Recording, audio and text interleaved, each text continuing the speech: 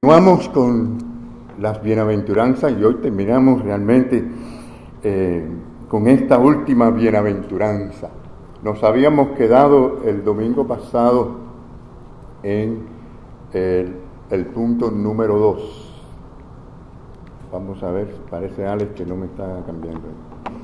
Bien, entonces comenzamos hablando sobre la promesa de la gloria presente y futura. Y vamos a mirar este versículo que es el clave en cuanto a esto. Dice: bienaventurados los que padecen persecución por causa de la justicia, porque de ellos es el reino de los cielos. Hermanos, dijimos algunos ejemplos de hombres que tuvieron la justicia de Dios y fueron perseguidos. Si ustedes recuerdan, hablamos sobre José. Recuerdan que José fue perseguido por sus hermanos. ¿Por qué? Porque él recibió la revelación de Dios y dio esa palabra a sus hermanos. Esa era la justicia de Dios en él. Y mientras más él decía a sus hermanos de esa revelación, más lo odiaban. Y bueno, ya ustedes saben el resto de la historia. Pero él no buscó lo atractivo de este mundo y fue bienaventurado a pesar de toda la persecución. Según la historia, terminó siendo el primer ministro de Egipto. Bienaventurados, bienaventurados. Podemos también recordar, y recordamos la historia de Daniel, solamente estamos haciendo un resumen, pero ustedes recuerdan que Daniel oraba allí en su balcón y se veía el tiempo de oración de manera pública. Y de acuerdo al decreto del rey, pues causó que, le exigían a él que no orara de esa manera. Y él pudo haberse escondido en su habitación y haber orado en privado. Yo estoy seguro que el Satanás se rozó así en la boca, se lo dijo al oído, allí en su oído. Y él oyó decir: bueno, no importa, métete en tu cuarto, cierra la puerta y en privado tú puedes orar, nadie te escucha y no vas a tener problemas. Pero él sabía que esto significaría no dar un testimonio realmente de que él confiaba en Dios. Y decidió ser fiel a Dios, aunque esto él sabía que significaba que fuese echado en el foso de el montón de leones hambrientos. Ya ustedes saben la historia, mis queridos hermanos. Fue bienaventurado y terminó también siendo primer ministro, en este caso de Babilonia. ¿Ustedes recuerdan la historia sobre Jeremías? ¿Recuerdan a Jeremías? Jeremías fue echado en un calabozo, señores, en un calabozo por predicar la verdad de Dios. Y lo metieron allí en ese calabozo cubierto de barro. Es decir, le pusieron allí cemento, ¿no?, para que allí muriera, y así fue, murió. Es decir, no pudo ver como José, y en el caso de Daniel, una cierta bienaventuranza. Pero fíjense, hermano, Dios levantó su nombre, que hasta los días de hoy, el nombre de este profeta es uno de los más honorables de toda la historia. Y sus escritos siguen siendo una enseñanza y una bendición al pueblo de Dios, lo cual significa que él está recibiendo todavía en los cielos los dividendos de ese ministerio que él tuvo aquí. Bienaventurados. Ahora entendamos que Jesús dice: bienaventurados, felices. Y obviamente esto no puede referirse solamente a las circunstancias que fuesen favorables, porque le estabas hablando de persecución. Bienaventurados los que por mi causa son perseguidos, le está diciendo. Pero Cristo promete, mis queridos hermanos, a sus fieles una satisfacción, un gozo que es incomparable como resultado de serle fiel a Él. Porque esto es lo que importa, que seamos fiel al Señor. Y ese gozo se basa, mis queridos hermanos, en esta bienaventuranza que es eterna. Nadie podrá quitarla de nosotros. Sin dudas, yo sé que algunos tendremos bendiciones terrenales. No hay duda de esto, como fue el caso de José y de muchos otros. Hay recompensas terrenales, pero, hermanos, esto está muy claro aquí, de que siempre habrá recompensa eterna y celestial.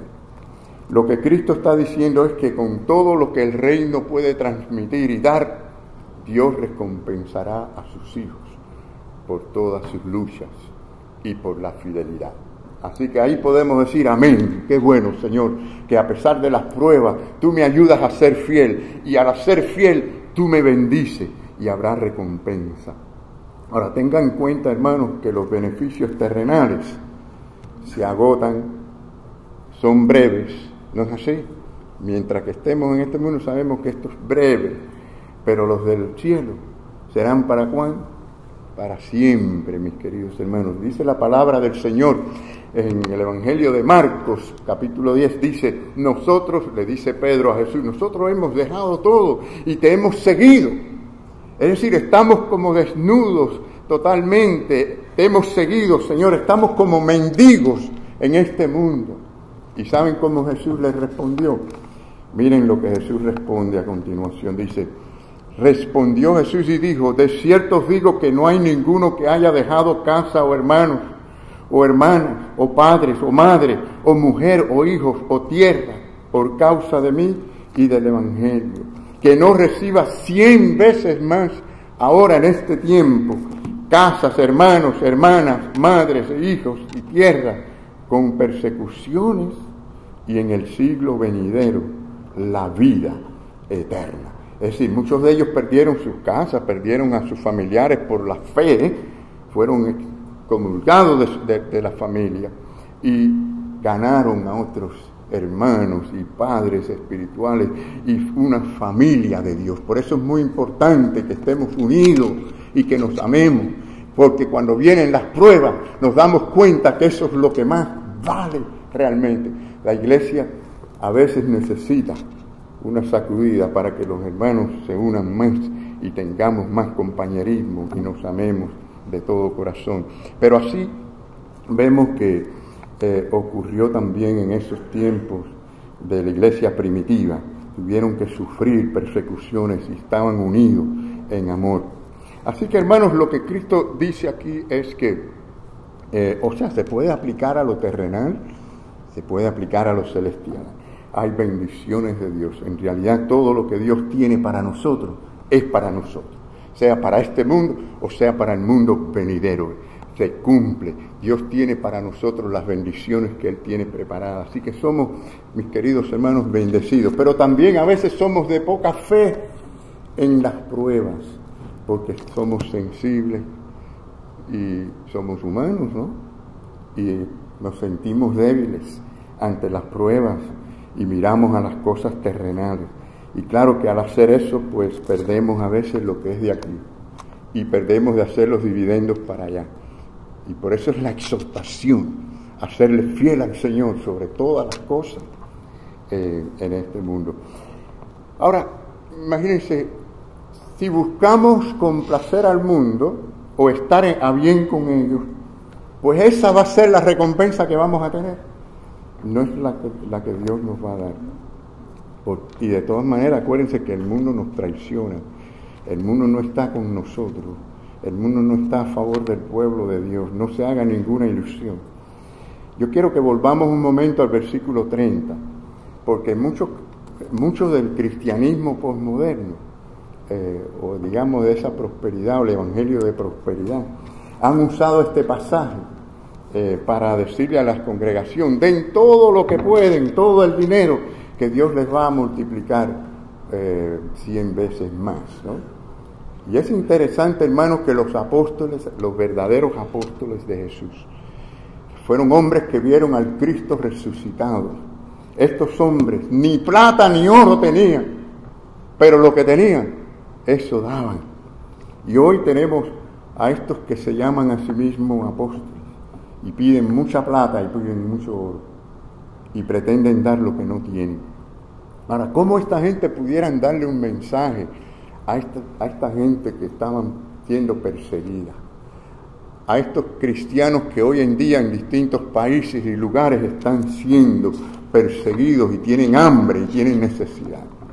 No encaja ese evangelio de prosperidad. Ahora, en las pruebas, mis queridos hermanos, y en las persecuciones, cuando la iglesia se une, en serle fiel al Señor y sufre a causa del Evangelio, esto produce comunión, esto produce compañerismo, esto produce compartir tiempo los unos con los otros. Ahora, fíjense, hermanos, analicen, ¿por qué ustedes creen que los miembros de familia se aman y se quieren? ¿Por qué los abuelos, los tíos, los padres, los primos se quieren? ¿Saben por qué? Porque hay un sentido de pertenencia. Y esto es muy importante en la iglesia. Uno de los problemas que tenemos es que a veces no nos vemos así, como que nos pertenecemos unos a otros. Nos vemos en esta cultura muy distanciados, muy lejos. Pero cuando hay un sentido de que tú me perteneces, tú eres mi hermano, y en este sentido espiritual, como decía la palabra que leímos, somos hermanos, somos madres, padres, primos, de todo, unos con otros. Pues esto crea, hermanos, una unidad muy fuerte que no se puede romper.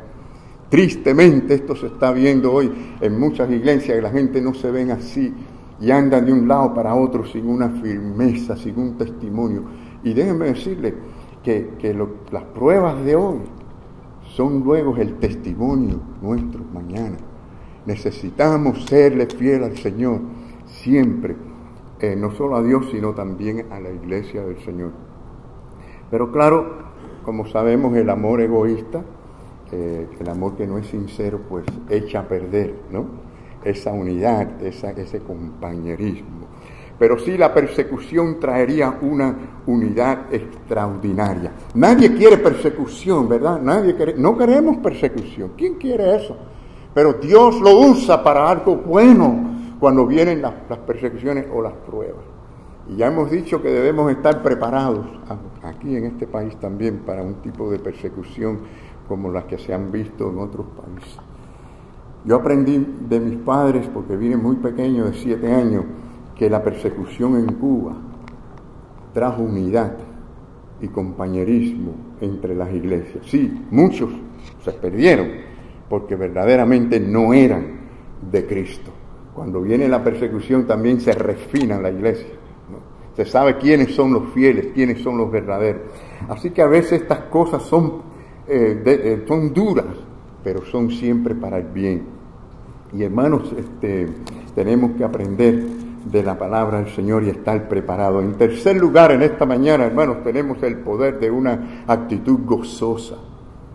¿Cuál debería ser nuestra actitud ante todas las pruebas y todas las dificultades que podamos enfrentar y las persecuciones? Bueno, ¿qué dijo Jesús en Mateo 5? Dice, gozaos y alegraos, porque vuestro galardón es ¿qué? Es pequeño, no es grande. No podemos medirlo, porque la grandeza de esa palabra, dicha por un Dios grande, no la podemos medir. Porque así persiguieron a los profetas que fueron antes de vosotros. Gozaos y alegraos, dice aquí la palabra del Señor. Ahora, déjenme decirle, hermano, yo no sé cómo esto funciona. De verdad, le digo que yo no sé cómo esto funciona. Lo que yo sí sé es que Cristo lo dijo. Y si Cristo lo dijo, es la verdad. ¿No es así? Gozaos y alegraos. Lo que el Señor está diciendo, ustedes tienen el poder, la capacidad, la habilidad de poderse gozar y alegrarse en medio de las pruebas.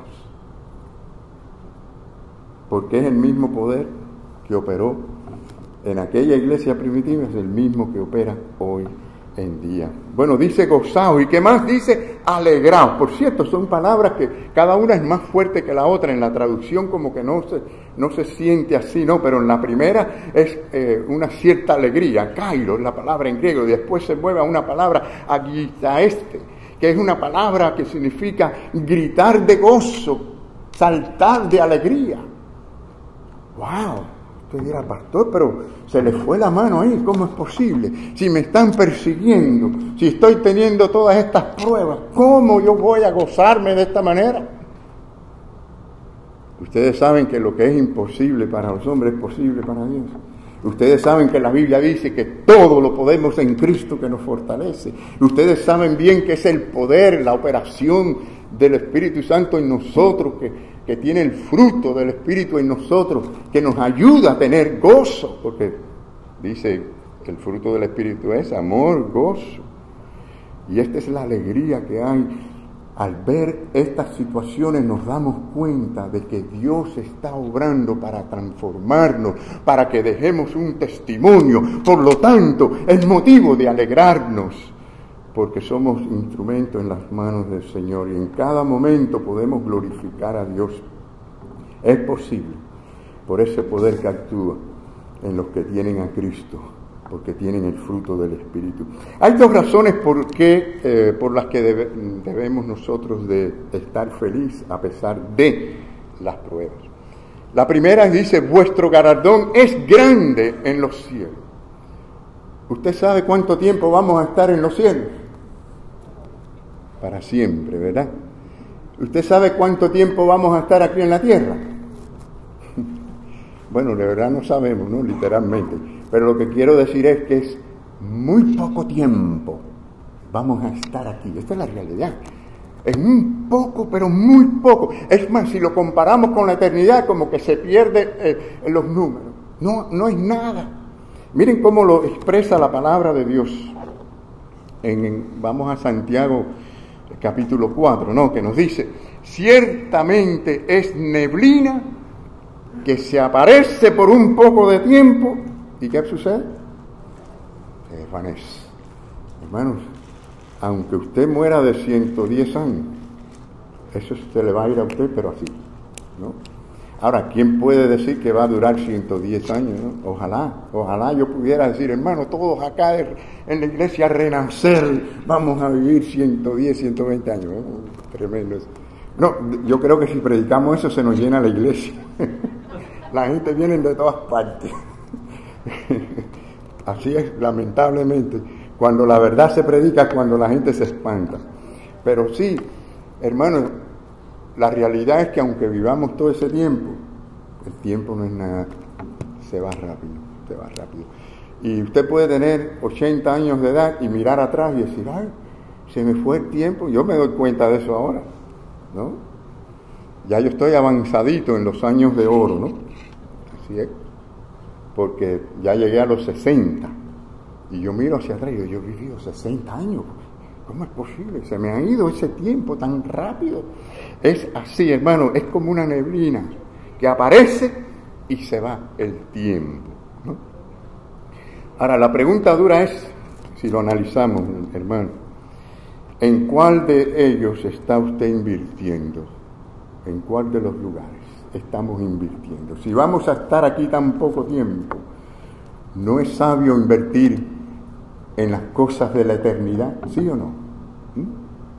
Miren lo que dice la palabra del Señor en el Evangelio según Mateo. Dice, si no haceos tesoros en los cielos donde la polilla y el orín, donde ni la polilla ni el orín corrompen y donde ladrones no minan ni hurtan.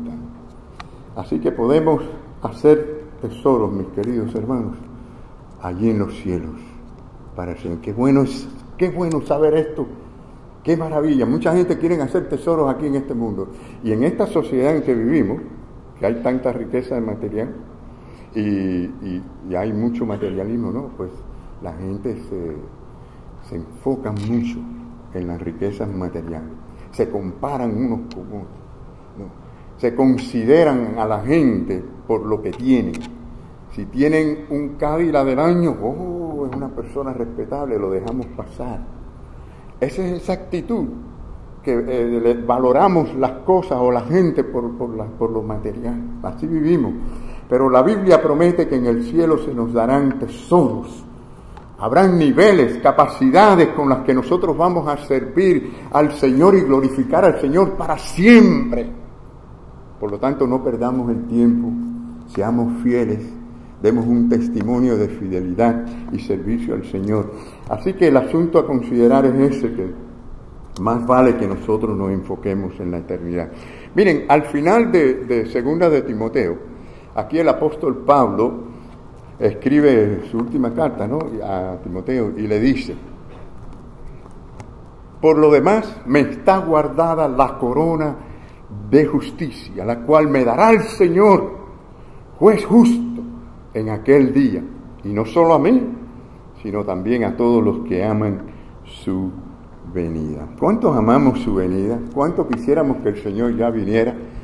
Hermanos, mientras más miramos alrededor del mundo, más deseo me da de que el Señor ya venga pronto, ¿verdad? Pero el Señor tiene su tiempo. Y muchos de nosotros, o quizás, no sé, algunos o todos, no sé, vamos a tener que partir e ir al Señor antes que el Señor venga a buscarnos, no sabemos. Pero lo cierto es que este anhelo es saludable, este anhelo de estar con el Señor en ese lugar glorioso, con un Dios que sabe recompensar. Yo digo, si los hombres aquí en la tierra saben recompensar, cuánto más nuestro Padre Celestial, ¿verdad? Bueno, la segunda razón por qué debería usted sentir gozo, hermanos, es porque somos parte de un pueblo especial. Somos el pueblo de Dios, somos un pueblo escogido, somos tesoros de Dios. O sea que esto nos da un sentido de pertenencia. Pertenecemos a Dios y Él nos pertenece a nosotros. Así que miren, hermanos, si una de las cosas que nos da seguridad de salvación es precisamente atravesar por todas las pruebas, hasta persecuciones, y sentir la mano de Dios y serle fiel a Dios. Esto nos dice a nosotros, nos convence de que pertenecemos a Él. Noten lo que Cristo les dijo en cierta ocasión a los fariseos. Y decid, si hubiésemos vivido en los días de nuestros padres, dándose golpe en el pecho, no hubiéramos sido sus cómplices en la sangre de los profetas, porque ellos mataron a los profetas. Así que dais, dice Jesús a ellos, así que ustedes dais testimonio contra vosotros mismos de que sois hijos de aquellos que mataron a los profetas. Vosotros también llenad la medida de vuestros padres. Lo que Jesús les estaba diciendo es, si ustedes quieren matarme a mí, no están siendo diferentes a los que mataron a los profetas. Y si vamos a Hebreos 11, encontramos una lista de hombres y mujeres que fueron fieles, que fueron perseguidos, pero fueron fieles, mis queridos hermanos. Dice así, quiero leerles algunos versículos que dice, otros experimentaron vituperios y azotes, y más de esto, prisiones y cárcel. Fueron apedreados, aserrados, puestos a prueba, muertos a filo de espada, anduvieron de acá para allá cubiertos de pieles de ovejas y de cabras, pobres, angustiados, maltratados, de los cuales el mundo no era digno, errando por los desiertos, por los montes, por las cuevas y por las cavernas de la tierra. Algún día vamos a conocerlos a ellos personalmente, a estos hermanos que fueron fieles y que pasaron por todas estas pruebas. Qué maravilla la obra de Dios en su gracia con sus hijos. Así que, hermanos, la persecución, noten que es el punto culminante de las bienaventuranzas. Comenzó siendo pobre en espíritu, humilde, reconociendo su necesidad, y termina aquí con la persecución, la fidelidad en medio de las pruebas, las persecuciones a causa de la fe. Dice la palabra del Señor, el mismo Señor dijo en Lucas capítulo 21, dice, pero antes de todas estas cosas os echarán manos y os perseguirán y os entregarán a las sinagogas y a las cárceles y serán llevados ante reyes y ante gobernadores por causa de mi nombre. Fíjense que el Señor nos lo está diciendo, ustedes van a tener una vida feliz por ser fiel a mí aquí en la tierra. Le está diciendo lo que les viene es algo bien duro, bien difícil. Este es el verdadero evangelio, que nos enseña a nosotros a amar y ser fiel a Dios, no importa lo que venga, no importa en qué lugar vivamos, no importa las condiciones, lo que el gobierno quiera hacer contra nosotros, somos fieles al Señor, y estamos, como dice el himno que cantamos, firmes y adelante, ¿verdad? Con el poder del Señor, sin temor alguno. Dice también el versículo 13, dice, y me encanta esta parte, porque dice, y esto será ocasión para dar testimonio. Todas estas cosas son para que demos testimonio que somos hijos de Dios, que hay un Dios poderoso, un Dios que transforma, un Dios que recompensa. Hermano, ¿no nos parece esto algo extraordinario, algo maravilloso, por ser parte de este pueblo con todas estas bendiciones? Así que veamos como motivos de alegrarse, de gozarse, aunque estemos en las diversas pruebas.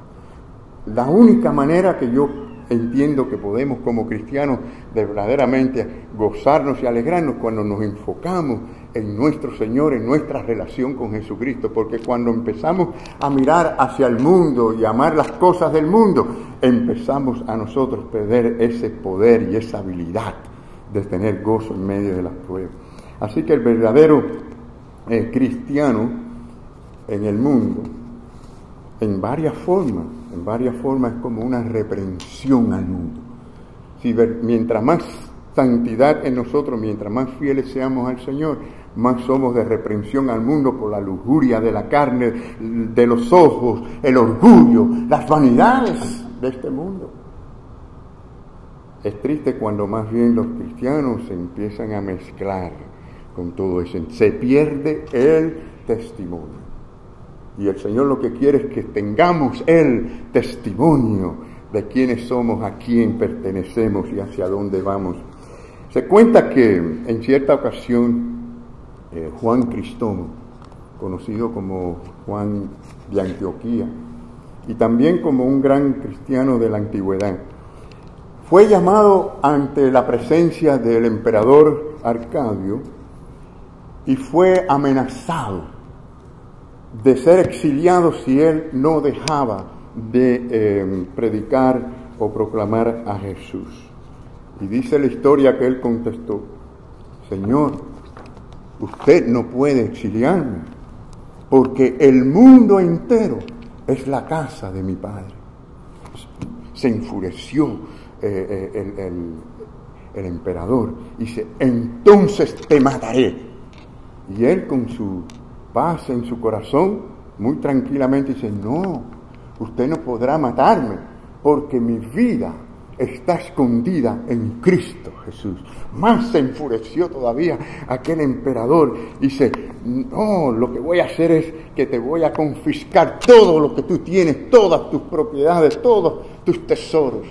Dice: no, usted no podrá hacer esto, emperador, porque mis tesoros están en el reino de los cielos, donde nadie puede ir a robarlo ni a quitarlo.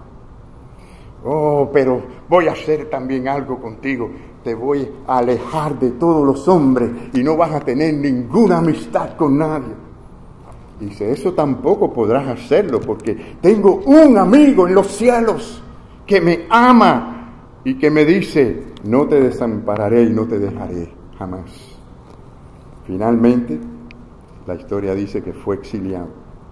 Fue exiliado a una región bien lejana, por las fronteras de Armenia. Pero saben, el hombre predicando el evangelio allí conquistó a mucha gente y tuvo una amistad tremenda y tenía más amigos que nunca.